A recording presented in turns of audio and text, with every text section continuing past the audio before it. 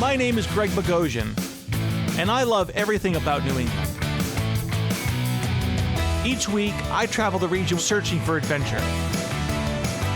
And along the way, I visit the places and the people that make New England extraordinary. This is New England like you've never seen it before. This is New England Traveler.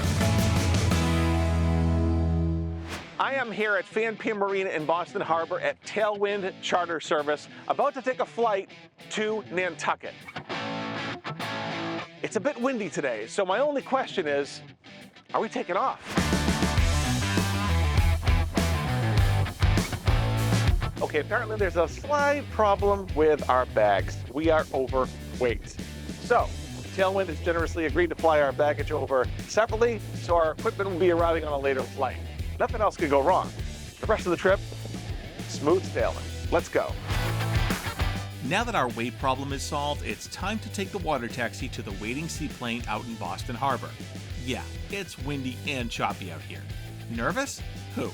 Me? Nah. Where have you ever seen a boarding pass that wraps around your wrist? I love doing things on my show for the very first time, and today I get to check 2 of those boxes. Number 1, I've never been on a seaplane. Check. Number 2, never been to the island of Nantucket. Double check. We are on a Cessna Caravan seaplane out of Boston Harbor to Nantucket. About a 45-minute flight or so. Be there soon. And just like that, we're in Nantucket. After a pretty smooth flight, we have an even smoother landing at Nantucket Memorial Airport. And now it's time to explore the island. I gotta say, my first impressions of the island are 1, a lot of sand. We're on an island, that's appropriate. Number 2, a lot of windy roads. But that's okay, because we're on Nantucket Island, it's October, the weather's a little iffy, but you know what? We're still gonna have a lot of fun, and it's gonna be a great adventure, enjoyed by all.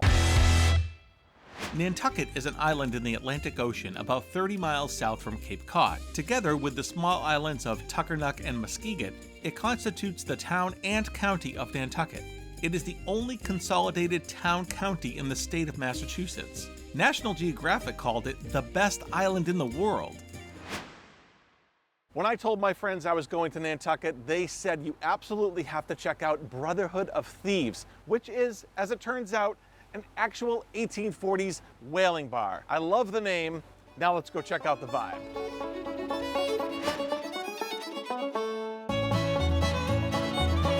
Hello, I'm Ryan. We're here at the Brotherhood of Thieves on Nantucket Island. We're going to be making our classic cocktail, There She Blows. So we're going to be using 2 ounce of Gale Force Gin, Cisco Brewery, 888 Distillery, here local to the island. We're going to be using 3/4 of an ounce of your triple sec. We're going to be using 1 ounce of lime juice, and then we're going to add orange and regular bitters. We're going to shake that up till it's icy cold. That's going to be served straight up in a coupe glass. And that is our There She Blows here at the Brotherhood of Thieves. There's nothing really fancy about this drink. It's just liquor in a glass. Looks pretty simple, but let's see how it tastes. You taste the bitters, you taste the orange, and there's really nothing crazy about it. But I gotta say, There She Blows. Pretty good drink.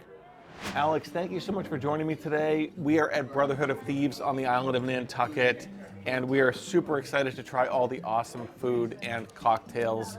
Tell me a little bit about the history of Brotherhood of Thieves. So Brotherhood of Thieves is a 1840s whaling bar. The name comes from a pamphlet written by Reverend Stephen S. Foster, an advocate for the abolishment of slavery and was working against people who didn't feel like they should be on the same page with that. Brotherhood actually used to be under a different ownership. It's been around, this would technically be the 50th year open under the same name. We did open up brand new in June under new management. Jamie Sturbino, my boss, a wonderful man, I think invited you guys out here today. Yes, he did, Jamie. Thank you very much, Jamie. This place is from like the 1840s. It gets a little spooky. Does it really? Yeah. Okay, are you telling me that the Brotherhood of Thieves is actually haunted? I'm not going to confirm nor deny. I do have some friends that have worked here for many years who have had quite a few encounters.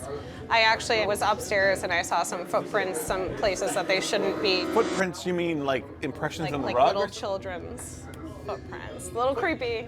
Hair standing up in the back of my neck. Can you see that? I think I can see it. I love haunted, spooky stories, and I love old places with history. And Brotherhood of Thieves actually has that. It's our first night on the island, and I'm super excited to be here. Thank you so much for inviting us. We're so happy to accommodate you guys. Okay, I don't know if it was one of the servers or the ghost, but somebody told me the burgers are to die for. Yeah, it must have been the ghost. Here we have the Reverend Foster Burger, named after the guy whose picture is on the menu. Caramelized onions, lettuce, American cheese, and special sauce. Most of the time, special sauce is nothing more than Thousand Island dressing, but the chef here promised me that this is actually a real special sauce. Wouldn't even tell me what the ingredient is. So, I'm gonna dig right in. I'm not gonna wait another minute. It's cooked perfectly. What is in that sauce? It's something smoky for sure. I don't know what it is, but it's good. I like it. The Reverend Foster. Not bad. And not only do I have my crew with me filming today, but we have the Travel More film crew with Anthony Moore, ready to film and bring this adventure to you. Let's go.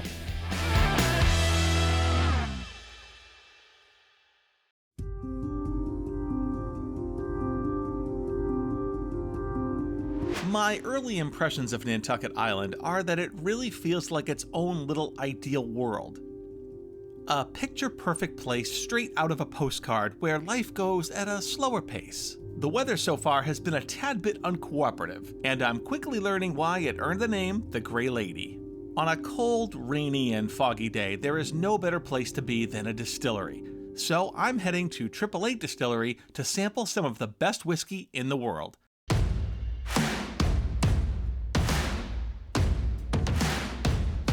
I met up with head distiller Brian Jennings, who gave me a lesson in the history of their award-winning spirits. This is an amazing historic place. Tell me a little bit about what you do here at the distillery.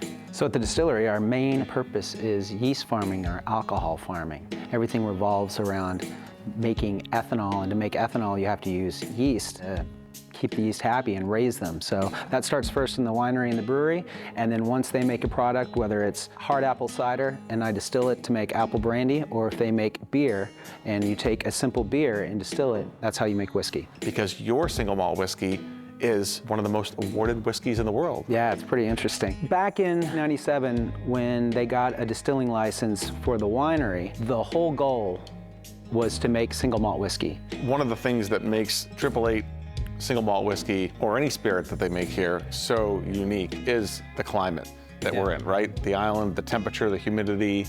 Is that right? Correct. So walk me through a little bit of the process. For the single malt whiskey, we've never released a single malt that's younger than 8 years old. Okay. And the oldest we've released is 15. And at this time, we probably have barrels that are 18 years old at this point. But talk to me a little bit about the future of 888 Distillery. A lot of growth to a certain extent. Obviously, the island's only so big. Currently, we're trying to figure out the best way to make more, but keep that very artisan identity that made it special. Brian, thanks so much for joining me. Pleasure.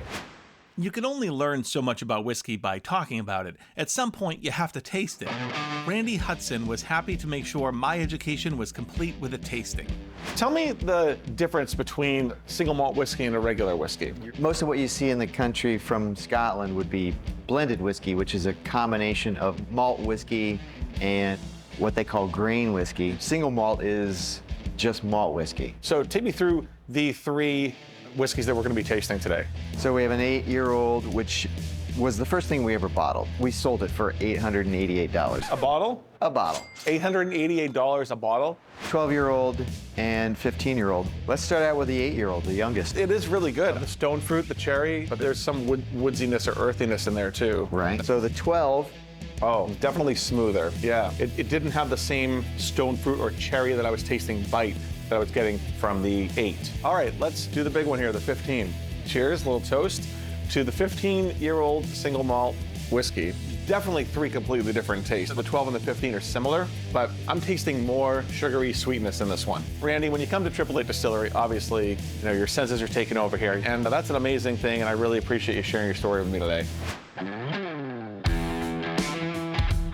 We are here at Cisco Brewery with Gavin Harney. Gavin, tell me about the history of the name. Yeah, so the name Cisco Brewers comes from the beach, which is right down the end of the street. The neighborhood is referred to as Cisco. Originally, this place started as a farm growing grapes. We're making wine with those grapes. Through some help that they had with the wine program, they were actually able to stem a beer program. That started in '95 and became Cisco Brewers as we know it today. What separates you guys from other brewers that do a similar thing? With having the brewery, winery, and distillery all on the same property, it allows us to play with not only only ingredients, but also the processes for each one. So through having the high-end single malt whiskey program, we can age beers in those barrels after we're done using them. So it's able to put out a really diverse product and just do it all in one facility. Now, we could talk about beer all day, but it's obviously more fun to drink it while you're talking about it, right? So I noticed you have a glass and have a nice flight. I sure do, yeah. I wasn't gonna go thirsty. So we've got the Shark Tracker Light Lager. Shark Tracker. This is good. Second one? That's the Grippa, so that's our grapefruit IPA. Not sour at all. It's delicious, actually. It's a very subtle grapefruit in there. So next, we have the Pumple Drumpkin. That's our fall seasonal. I love seasons in New England, but I'm not really the pumpkin ale drinker. But that being said, this is more subtle than other pumpkin beers that I've had. All right, so the fourth one on the flight. This is the Ales for ALS. So that's a beer that we'll make every year. An absolutely amazing cause. That's really good. Ales for ALS. I love the cause and I love the taste of it. This is called the Nice Millet Bro. So having gluten-free options is always something that we'll do. 2 of the owners are actually gluten-free, so it's important to keep them happy drinking beer even though they're making other things now. There's nothing about the taste of this gluten-free beer that would make you say it's different, because it's not. It's very flavorful. My favorite Cisco Brewery beer that I've tasted today is the Pumple Drumpkin. It's been a lot of fun. Cheers. Come back anytime. Let me ask you a question. This place has been around for a long time, since like what, the 60s, 70s? Yeah, mid-70s. Is it haunted? Oh yeah, for sure. I love when I ask that question and they say, oh yeah, without even missing a beat.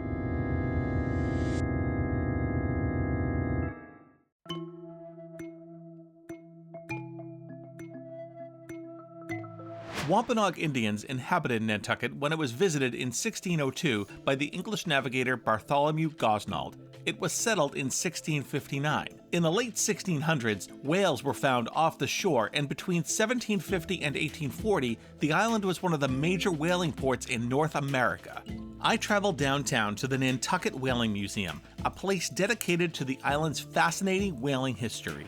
Miranda, thank you so much for inviting me to the Nantucket Whaling Museum. Thank you so much for coming.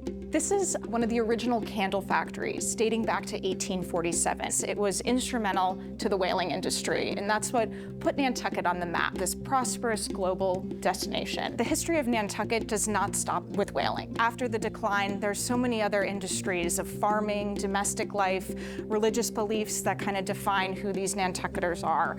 Miranda, we are standing in front of this large contraption. I don't even know what this is, but explain it to me. This is a beam press or a lever press, last remaining in the world, and this is how, at candle houses, they're pressing out the impurities of the oil. So now we're headed to our decorative arts gallery, where you're gonna see just a really fine collection of different crafts. These look like huge whale teeth. Exactly, you're spot on. One of the crafts they highlight is scrimshaw, which is the art of engraving on whale's teeth. In this case, we have some really famous examples from Burdett, one artist, and Frederick Myrick, and you can see some beautiful ship scenes. Miranda, tell me about the tragedy of the Essex in this exhibit we're in today. Yeah, so it's a pretty harrowing tale of Nantucket. Men go out to sea on this whale ship, the Essex, and they're out in the hunt in the pursuit of the sperm whale, and instead it stoves the boat. So it thrashes into the boat, and these men are divided into whale boats out in the middle of the South Pacific. No food, no water, over 90 days of a time. And a famous author, Herman Melville, heard the story, a first-hand account of the tragedy of the Essex, and it really inspired the great American novel Moby Dick. Herman Melville wrote his classic novel Moby Dick in 1851 without ever having visited Nantucket. Ironically, the island and its whaling history formed the backbone of his novel. It was not until 1852 that the author first set foot on Nantucket. The Nantucket Whaling Museum presents a distinctive look at the whaling history of Nantucket and offers exhibits on all that make this a unique and historic island. Miranda, thank you so much for inviting me to the Nantucket Whaling Museum today. Thank you so much for coming. It's been a pleasure. There are a lot of really cool ways to get on and off the island of Nantucket from the mainland. You could do what my crew and I did and fly a Tailwind air charter. You could take your car aboard a Steamship Authority ferry. Or, if you want to get there really fast, you could take the high-speed ferry on Highline. Sean, we are here at the Steamship Authority on Nantucket Island. So tell me about Steamship Authority. Well, we're a year-round ferry service that serves both Nantucket and Martha's Vineyard, and we're the only ferry company that allows passengers to bring their vehicles along with them. And especially in the summertime, those spaces are very popular. A lot of people want to come vacation on Martha's Vineyard and Nantucket. Those key spaces go in January when we open up the summer schedule. You guys are a year-round operation, so you're operating in any kind of weather. We are, just about. Winds will be what stops us, but rain, sleet, snow, if we can go, we do, because we know how important it is, especially for the people who live on the islands, people who are taking their vacations and have been planning this for a long time. We run every day. We run on Christmas, we run on Thanksgiving, we run on New Year's. There's no stopping. It's 365 days a year. Within walking distance of both ferries, you will find an incredible historic downtown, complete with gas lanterns lining cobblestone streets. The cobblestones originated in the farm fields of Europe. Some were then used as ballasts in ships that were unloaded once the ship made port in Nantucket. Now, those rocks make up the iconic bumpy streets of this historic port town. I am here at Rose and Crown Pub in downtown Nantucket, and I have no idea what to expect.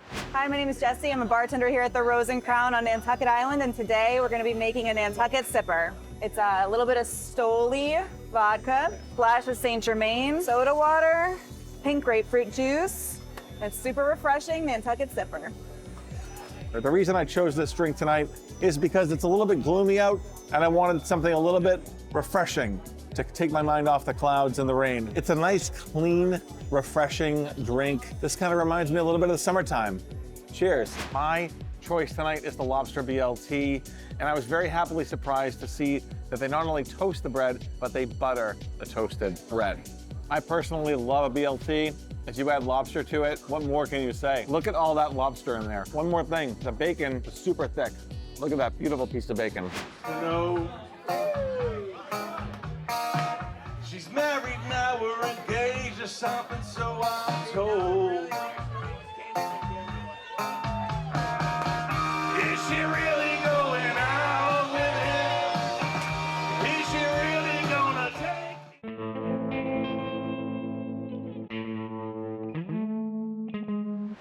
With the decline of the whaling industry in the 1880s, Nantucket became a mecca for the tourism industry and is still drawing people to its natural and everlasting beauty. Today, it's people like Peter Burke who work hard to share the island's important message of conservation and preserve the island's delicate natural resources. We're in a chunk of about 3,200 acres Nantucket Conservation Foundation land up here at Alta Rock, right here in the dead center of the island. How big is this exactly versus the island of Nantucket? Just over 50% of the island is conservation land, and the citizens of Nantucket have gotten behind it. They've passed various ordinances during town meeting that basically allow different organizations to conserve land. What kind of wildlife can people expect to see when they're out here? And a lot of deer, a lot of rabbits. There's also some really cool bird migration that happens over the island. I live here year-round. It's awesome. You know, summer is fun and the weather's nice, but fall and winter have its own beauty, and it's a really cool spot. Peter, this has been an amazing time, and I'm very grateful to the Nantucket Chamber of Commerce for inviting us onto the island to share the story of the island with the people at home. I appreciate it. Glad you had a good trip. Thanks, Peter. After taking in the serene and foggy beauty of the Nantucket Wildlife Refuge, we drove the short distance to the Shipwreck and Lifesaving Museum.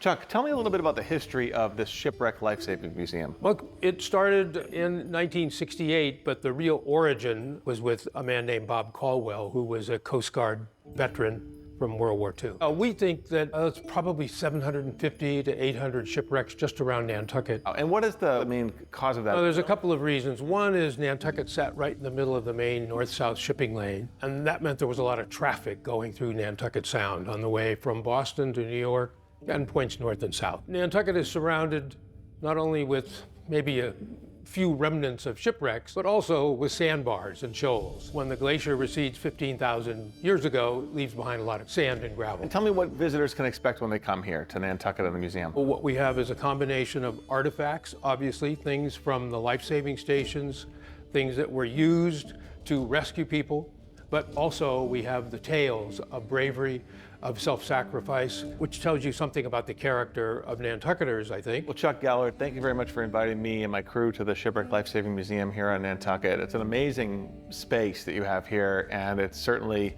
a very good message that you're giving out. I am here at the Gaslight in downtown Nantucket, which is tucked away in an alley down a cobblestone street. Apparently there's a lot of live music here, excellent food, and an incredible signature cocktail menu. So I'm gonna make a Rock Me Like a Hurricane. So first of all, we'll start with our juices. And we're gonna put a little bit of lime juice in here. This is 3/4 lime juice. Then you're gonna do the same with your orange, 3/4 orange. It's gonna be a bit more passion fruit in there, so 1.5 ounces passion fruit. White rum, plantation rum, and then 1 ounce of mezcal as well. To top it all off, you're gonna go with a little bit of this. This is Trem de Moya. It's a really cool thing, and it kind of ties the cocktail together. Like me like a hurricane. All I know is that it has the coolest name of all the other drinks on the menu. You're not gonna go wrong with this one. When I saw the yellowtail tuna hand rolls on the menu, I really had to order it. I'm a big sushi guy. I'm going in clean, just with the hand roll by itself, because I really want to try to appreciate the flavor of the hand roll. There is a bite, there is a little aftermath in that. I don't know what it is, but I can tell you it's good because I love spicy. I'm glad I didn't put any wasabi in it. Okay, Gaslight, your yellowtail hand roll passes the New England Traveler sushi test. Let's put it that way. Good job. My first visit to Nantucket began with a seaplane charter for my crew. I dined at historic pubs like Brotherhood of Thieves, tasted a flight of island brewed beer at Cisco Brewery, and sampled spirits distilled right on Nantucket at 888 Distillery. Peter Burke from the Nantucket Chamber shared the island's conservation mission. I met with Chuck Gallard at the Shipwreck and Lifesaving Museum and learned about the island's whaling history at Nantucket Whaling Museum. There's a lot more to explore on Nantucket, so I know I'll be back. I'm Greg Bogosian. I'll see you next time on New England Traveler.